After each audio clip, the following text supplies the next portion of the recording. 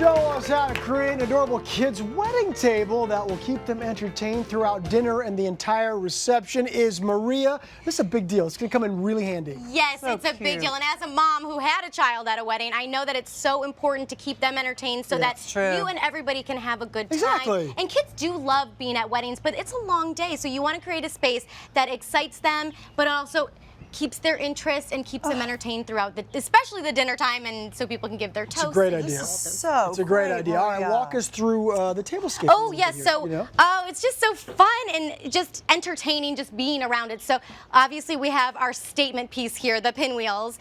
And I worked with more of a muted palette because just going with the wedding theme of just white. And I really wanted the pops of color to be what drew in the kids, that they wanted to play. And that was what really inspired that. You can see it just pops with using the white. And it all just kind of works together in a really fun space. This would be even if it wasn't for a wedding, just for kids. Right. So beautiful. But that's the thing, if you have a theme, you don't have to just do white. You really could work with whatever theme you're going with, or for a party. Right. Okay, so walk us through how you made these adorable pinwheels. Look, the pinwheels are spinning. Right so fun. So it looks like it's expensive. This is just poster board. This poster board is 22 inches by 22 inches. I didn't buy it that way. You cut it into a square. Okay, 22 Use by your 22. ruler. We have a lovely giant ruler here. But obviously, if you had 2 rulers, you could do it. But find your corners, like I have here, and use a pencil just to mark your big X. So it's basically corner to corner, corner to corner. And then what you want to do is you have your ruler, and you want to go do 5 inches out on each line.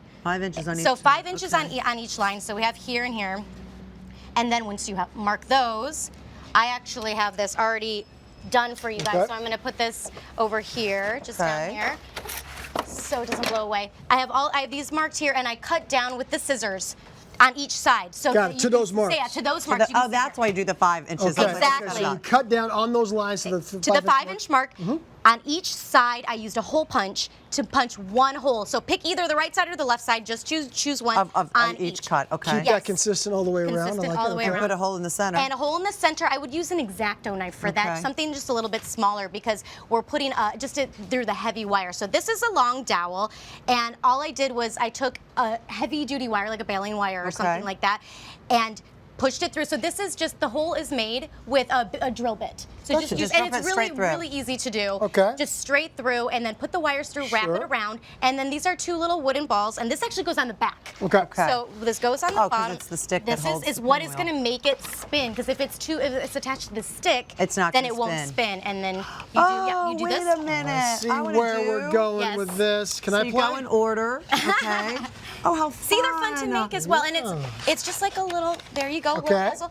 And you take the 2 more of these little guys here, 1 and 2, and you can one really simple. You know what? You just bend it. That's it. And then I would just use the wire cutters to cut the bottom. Do you realize? And that's how you make your pinwheel. How easy and fun that is, and how beautiful it is. That's cool. Now, how did you turn it into centerpieces? So to turn it into a centerpiece, you can see I have these giant flower pots here. I put a styrofoam ball in the center, and you can secure it around with like some glue. And then all I did was, look at this. Wow, it's very technical. It's very technical.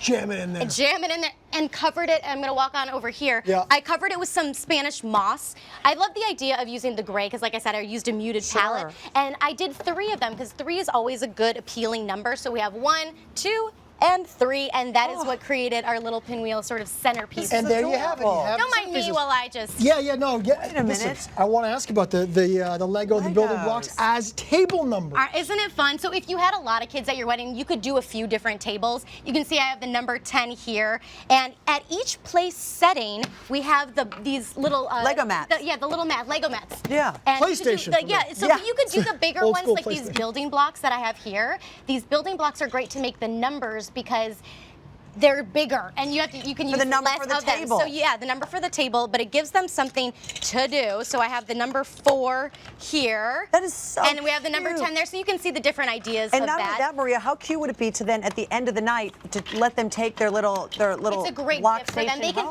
because that's what kids love to do. Once they build something, they don't want to break it down. They can take this home with them. It's a really fun little thing for them. If I saw this on the kids' table and I was at an adult table, I'd be like, exactly. The kids are going to be having more fun. And to be honest, they don't sit down to eat anyway. So even if they are eating, they want to be playing and doing all these things either. And then the bowl of crayons with the paper on the table is so smart. Look at, I know. You have your, so cover it, cover this plate, or the plate, cover the table with a white paper because it goes with your color palette. Sure. And the kids can just draw. They can have They at can make a mess at the table, but it still looks beautiful. And then they have their drawings at the end of the night. Do you feel like we're not paying attention to you right now? I feel like you're not paying any attention. No, but wait a minute. Do you know what else is so cute too, by the way? What? Because the kids can take home their little Lego mats or their block mats, but the wedding couple can keep this paper and say, and you know, have little kids sign it, and what the little messages that the kids would write on here. I wrote congrats. I don't know who I'm congratulating, but I'd like to congratulate you're staying in the theme. On your nuptials. On their upcoming nuptials. And how easy is that? Something that just is, all kids love this, and I swear adults turn into little kids. The second I brought out the building blocks, Cameron sat down and was like, what else can I make out of this thing? I'm sorry, are you saying something? Because I'm playing with my Lego right now. I can't focus. It brings out the kid in everyone.